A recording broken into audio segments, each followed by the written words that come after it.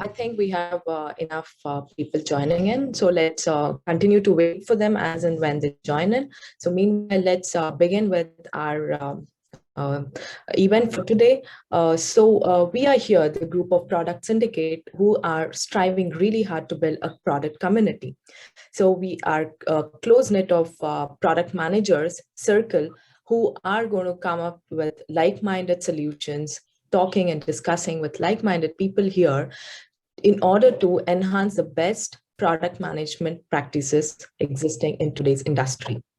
We are all here together to help few startups, NGOs, and also social cause organizations in their journey towards the success. So if you're inspired and you would like to stay in touch with us, please do drop us an email. As you see, the contact details is being provided as syndicateproduct@gmail.com, or you could always visit our website, www.productsyndicate.in. So today we are all here to build. Today we are taking our very first step by connecting to people by hosting this event on Eventbrite. Let me first introduce to the list of speakers who are going to really talk about exciting topics for today. Stay tuned till the end, because this is going to be a really good workflow which would cover the complete product management lifecycle, starting from ideation till the launch. Our very first speaker is Raghavendra Nataraj, who is a successful product leader at SAP. He is inspired by products, especially by looking at the mother nature. He is going to tell us how exactly the ideation happens and how nature influences these ideations and the products are built today. Raghav is going to build really good insights today about the ideation process in the product industry. Following to that, next, Mandeep is going to talk to us about his own experiences being an angel investor and seen a lot of failures in the startups himself. He is going to share his lifetime experiences with us as to how an idea fails. Following that, we have our speaker, Siddiq, who is going to talk to us about the product strategy, which says it is needed in order to play and win any kind of industry idea. Siddiq is going to detail us about the good and bad strategies that are needed to have successful products in today's industry. Okay, apart from strategy and ideation, and in order to succeed in a startup, next our speaker is going to tell us, once you have a product, in order to make that product successful, how exactly you're going to position that in the market. He is going to walk you through the product positioning altogether and give you lots of insights about the branding, marketing, etc. Following that, we have our next speaker, Sumukha, who is going to end this wonderful session by giving us insights about how innovation can be adapted in product pricing, right? So this would be a completely interesting topic for each one of us to know, because innovation can also happen in pricing, which leads to the success of a product. Having said all of this and introduced you to the session today with the list of speakers for the day, I would like to hand it over to Raghav to start off with his ideation session. Over to you, Raghav. Thanks, Archana. Hey, hello all. Welcome from my side as well. I hope you can see me and as well as hear me well. Right, Archana? Am I audible? And can you see the slides? Yes, Raghav, you're all audible and we are seeing your slides as well. Wonderful. Thank you.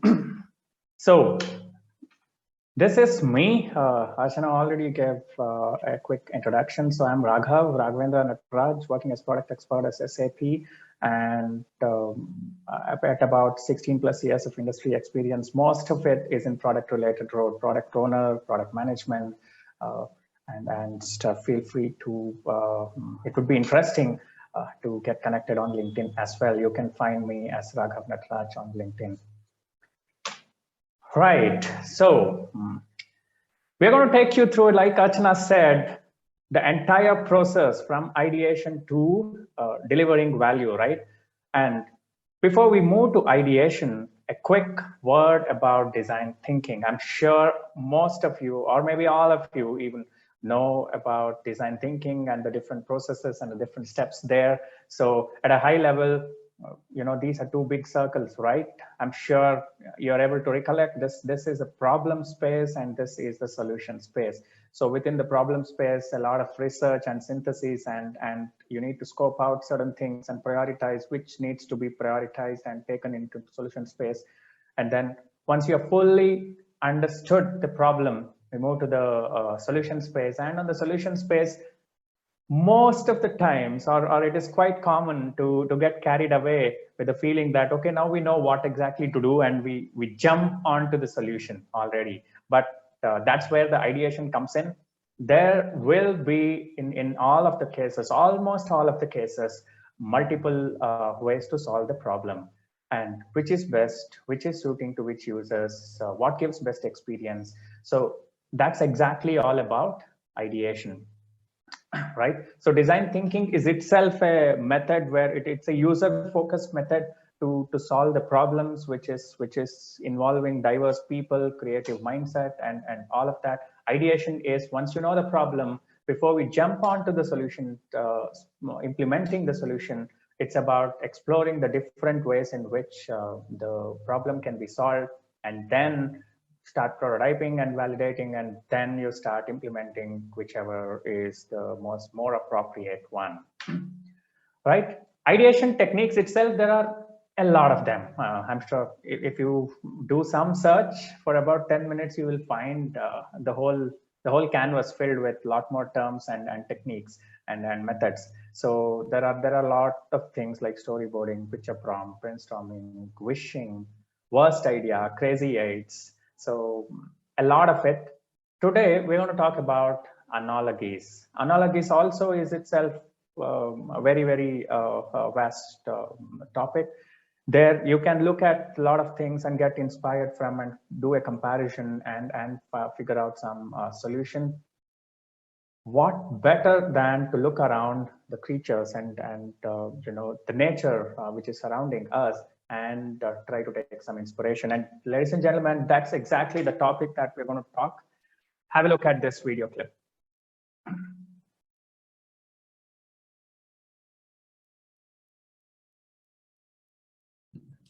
Raghav, audio is not It's working. not working. Okay, sorry for that. Maybe let's play that. Thank you.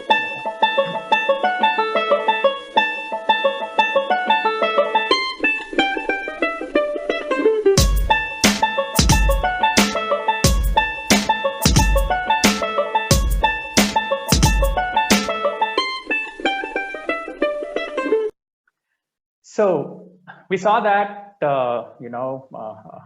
these are all things and beings which surrounds us, right? This lotus leaf and the spider web and these plant creatures surrounding us, and this one, the veins in the plant leaf. Can we take some cues from these? Can we take some inspiration from these and try to resolve some of the problems that we have grappled with in today's world? And like I said, ladies and gentlemen, that's exactly the topic. Successful products inspired by nature. That's what I'm going to speak about for next few minutes. And we'll start with a great quote by a great personality, and it's from none other than Albert Einstein.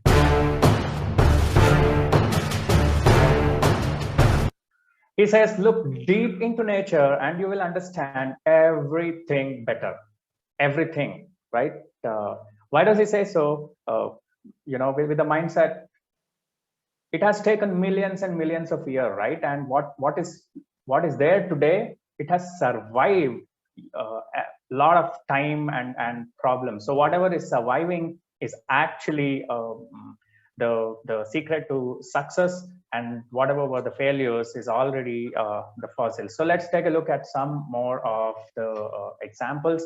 We already saw this picture there. This is the lotus leaf, which repels water like anything, right? It has a super hydrophobicity. And can we find some applications? Did it give some inspirations and motivation to invent something and apply something in a different fields? Absolutely, yes. So there are multiple of them. Quick examples I've put in here. You see that super hydrophobicity is used in this oil, is used in this working gloves. So when it's used here, you see there, this is one without the super hydrophobicity, and this one is with super hydrophobicity. So which means you dip and you take it out, you don't see any traces of oil here. And here also it's a working gloves, it's worked with mud and oil and a lot of other things which gets onto your working gloves on one hand, and the other hand it's completely free of it, right? And it also has found a lot of other applications, like in construction field. Some of the bricks and the cement blocks that are done on the side of it, if you use on a large and long walls, they put this super hydrophobic coating, which repels water like anything, and a lot of problems with respect to water is resolved. One more example, a simple spider web, which we find also in our home, but deep inside the forest, deep inside the nature, spider still builds its web. Have you ever wondered why the birds and other larger animals doesn't accidentally hit the web and unintentionally destroy it? That's because this UV, it's UV reflective. And there was a case study done in Canada. Every year, millions of birds were dying because of this see-through glasses, which is put up on a really, really large buildings. It can't make out the difference, and they were dying. Now, there was some inspiration from this web. That led to UV reflective glasses, which birds can identify that there is some thing here. It's not really, it reflects the UV rays, and it's not getting hit by it, right? And the list goes on, right? So there is this yacht that got inspired by swan, adhesives, light bulb, turbines, like the whales. Whales are almost like the size of a school bus, right? Such a large creature, it's considered as one of the world's best water creature. It swims also the best, and it's a great diver. And how is it all taking some inspiration from the tubercles of whales? Turbines in this present age has seen a lot of evolution and inspiration. The same way Velcro was invented, black box, solar cells, and a lot of it. But today, another example I will speak about is and bullet train. We have seen the bullet trains, right? It is also going to come to India in some years, at least in the near future. These days, we have really fast-train bullet trains, but way back a few decades ago, it was not really that. It had its own problem. It had its own challenges, especially in Japan. When people from west of Japan to east of Japan, they wanted to travel, there was a target given to the West Railways Department that people should be able to travel within 2 hours, and it was not happening. So have a look at this quick video clip.